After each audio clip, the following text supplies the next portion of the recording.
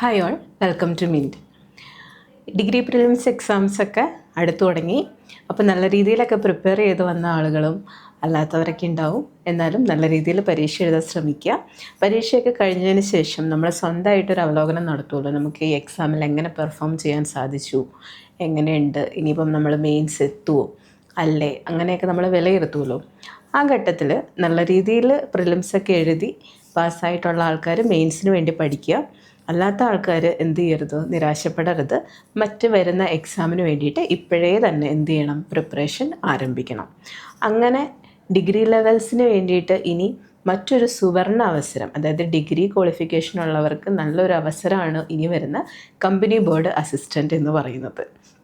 അത് ഡിഗ്രി ക്വാളിഫിക്കേഷനുള്ള എല്ലാവർക്കും തന്നെ എഴുതാൻ സാധിക്കും. ആ എക്സാമിൻ്റെ പ്രത്യേകത എന്താണെന്ന് വെച്ച് കഴിഞ്ഞാൽ അത് തികച്ചും ഒരു ഗവൺമെൻറ് ജോലി എന്ന് പറയാൻ പറ്റില്ല. ഗവൺമെൻറ്റിൻ്റെ നിയന്ത്രണത്തിലുള്ള കമ്പനികളിലേക്കും ബോർഡിലേക്കും ക്ഷേമനിധിയിലേക്കും ഒക്കെ ഉള്ള അസിസ്റ്റൻറ്റിനെയും ക്ലറിക്കൽ പോസ്റ്റിലേക്കുള്ള ആളുകളെ നിയമിക്കുന്ന തസ്തികയാണ്. അപ്പോൾ അത് നല്ല രീതിയിൽ നമ്മൾ ഇപ്പോഴേ എന്ത് ചെയ്യുക, പഠിച്ചു തുടങ്ങുക. അപ്പോൾ കഴിഞ്ഞ പ്രാവശ്യം ഇതിൻ്റെ നോട്ടിഫിക്കേഷൻ വന്നത് എന്താണെന്ന് ചോദിച്ചാൽ കാറ്റഗറി നമ്പർ 02R/2022 എന്ന കാറ്റഗറി നമ്പറിൽ ഇതിൻ്റെ നോട്ടിഫിക്കേഷൻ വിളിച്ചിട്ടുണ്ടായിരുന്നു. ഇതിൻ്റെ മെയിൻ ലിസ്റ്റ് പബ്ലിഷ് ചെയ്ത വർഷം ചോദിച്ചാൽ 13/3/2024. 13/3/2024 ഇതിൻ്റെ മെയിൻ ലിസ്റ്റ് പബ്ലിഷ് ചെയ്യുകയുണ്ടായി. അപ്പോൾ നമുക്കറിയാം, ഒരു ലിസ്റ്റ് വന്നതിന് ശേഷം 3 വർഷമാണ് കാലാവധി. അപ്പോൾ 2027 ഇതിൻ്റെ എന്ത് തീരും, കാലാവധി അവസാനിക്കും. അങ്ങനെ കാലാവധി അവസാനിക്കുമ്പോൾ അതിനു മുന്നേ എന്ത് വരണം, ഒരു നോട്ടിഫിക്കേഷൻ വരണം, എക്സാം നടക്കണം, മറ്റു പ്രൊസീജിയേഴ്സ് നടക്കണം. അതിനുശേഷമായിരിക്കും പുതിയൊരു റാങ്ക് ലിസ്റ്റ് വരിക, അല്ലേ?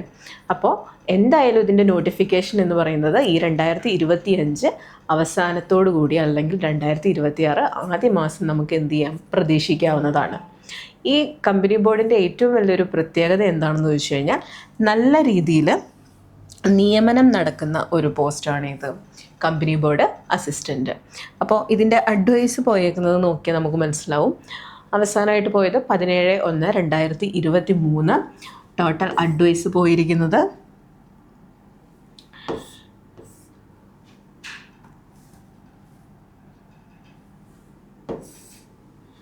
1684, ഏകദേശം 1684 എന്ത് പോയിട്ടുണ്ട്, അഡ്വൈസ് പോയിട്ടുണ്ട്. ഇതിൻ്റെ കാലാവധി അവസാനിച്ചിട്ടില്ല. 2027 എന്ത് അവസാനിക്കുകയുള്ളൂ, ഇതിൻ്റെ കാലാവധി അവസാനിക്കുകയുള്ളൂ. അപ്പോൾ ഇനിയും ധാരാളം ആളുകൾക്ക് ജോലി പ്രതീക്ഷിക്കാവുന്ന ഒരു പോസ്റ്റാണ് ഇത്, കമ്പനി ബോർഡ് അസിസ്റ്റൻ്റ് എന്ന് പറയുന്നത്. ഇത് പ്രധാനമായിട്ടും KSFE അതുപോലെ KSEB അങ്ങനെയുള്ള സ്ഥാപനങ്ങളിലേക്കൊക്കെയാണ് എന്ത് നിയമനം നടക്കുന്നത്. അപ്പോൾ നല്ല രീതിയിൽ അഡ്വൈസ് പോകുന്ന ഒരു തസ്തികയാണ് കമ്പനി ബോർഡ് അസിസ്റ്റൻ്റ്. അപ്പോൾ ഇത് നമ്മൾ ഈ അവസരം എന്ത് ചെയ്യുക, നല്ല രീതിയിൽ ഉപയോഗപ്പെടുത്തുകയാണ് വേണ്ടത്.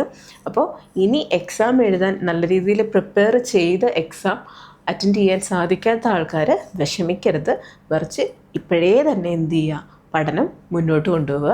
നല്ല രീതിയിൽ പഠിച്ചു കഴിഞ്ഞാൽ നമുക്ക് വരുന്ന അടുത്ത എക്സാമിന് എന്ത് ചെയ്യാൻ സാധിക്കും, നല്ല രീതിയിൽ പെർഫോം ചെയ്യാനും അതുപോലെ തന്നെ നമ്മുടെ ലക്ഷ്യമായ ഗവൺമെൻറ് ജോലി എന്ന ലക്ഷ്യത്തിലേക്ക് നമുക്ക് നല്ല രീതിയിൽ എത്തിച്ചേരാനും സാധിക്കും. അപ്പോൾ എന്ത് ചെയ്യുക, നമ്മൾ ഇപ്പോഴേ തന്നെ ഇതിൻ്റെ ഒരു മനസ്സിലാക്കുക, സാധ്യതകൾ മനസ്സിലാക്കുക.